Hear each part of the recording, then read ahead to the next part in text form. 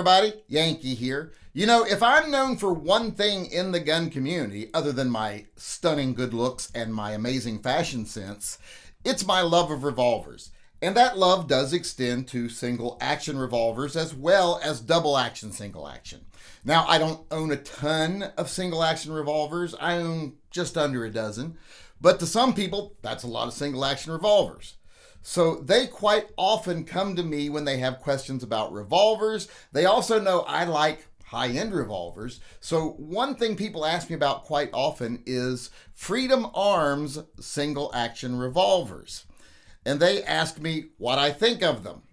And Freedom Arms, in case you doesn't know, is a very high-end, very nice maker of a more modern style of single action revolver.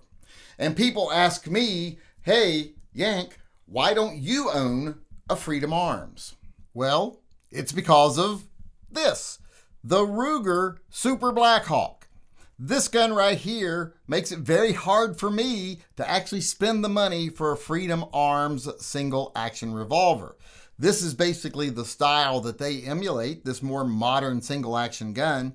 And the Ruger is very good. It makes it hard to spend 3 times as much money to get a Freedom Arms, even more if you get a premier grade. That would be the field grade gun. You could have 3 of these guns for what you would buy a Freedom Arms gun for. Now, don't get me wrong. I'm not saying this Ruger is as good as the Freedom Arms gun. I'm just saying that for what I would pay for the Freedom Arms, I could get 3 of these. You know, different grip configurations, different barrel lengths, different calibers. So it makes it really hard for me to go up to the Freedom Arms. And it would be going up because the Freedom Arms is better.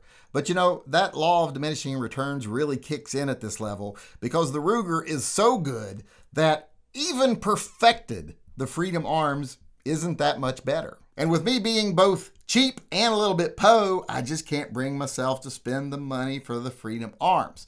Now, a lot of people will say here, but aren't you the guy that says things like the Court and the Manhurin are worth it, even though they're way more expensive because they are more refined? And if you want the best gun and the best experience, sometimes you got to pay for it. Well, yes, and I stick by that. If you're someone that's willing to pay the extra to have the best experience, well, then get the Freedom Arms.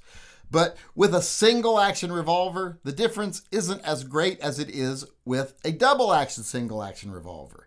With the Courts and the Manhurins, not only is everything perfect, the timing, everything, the triggers are amazing, you don't really notice that big difference when you're talking about these single action guns. I mean, the trigger on the Ruger here is like 1.5 pounds. How much lighter than that are you going to get? And it's very clean and crisp. How much better than that are you going to get? When you're looking at the difference between this gun and the Freedom Arms, you're mainly looking at finishing, fitting, things like that, you know, aesthetic things that probably aren't going to have that big of an effect on the gun. Now, I do also like the way they do their sights better, things like that, and they do offer different barrel lengths. They have more variety. You can get it the way you want it. You know, you order it with the barrel length you want, the grips you want, the caliber you want, etc. You don't have as much versatility with the Ruger, but if you find a Ruger you like, you know, you're pretty much there. You don't have to try to find specially made guns because the Ruger makes enough of them. You'll probably find one you like. And you don't have to get one that's made to order and spend all that extra money. And when you consider the actual differences, if there was a difference in performance between these two guns, it's going to be so precise and so minute that I'm not going to be able to notice it. I'm not going to be able to use that gun to its full potential. I can't use this gun to its full potential. So having the slightly more accurate gun, not going to serve me in any way. It's kind of like I'm a Camaro guy. I drive a 2SS. Would I like to have a ZL1? Well, of course I'd like to have a ZL1, just like I'd like to have a Freedom Arms. But the ZL1 is way more money, way more money. And my 2SS goes 0 to 60 in 3.9 seconds. The ZL1 gets way less gas mileage, has less engine life, and costs twice as much, and it goes 0 to 60 in 3.5 seconds. So it's just a 0.4 second difference. Sometimes people get 3.4 seconds out of them, and then it's a half a second difference.